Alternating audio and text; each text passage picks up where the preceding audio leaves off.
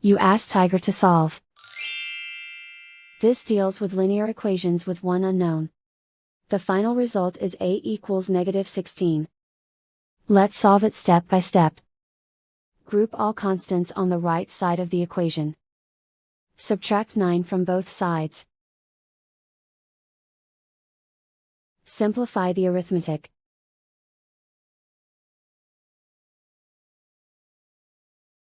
Isolate the a. Multiply both sides by 4. Group like terms. Multiply the coefficients. Simplify the fraction. Simplify the arithmetic. And so the final result is a equals -16.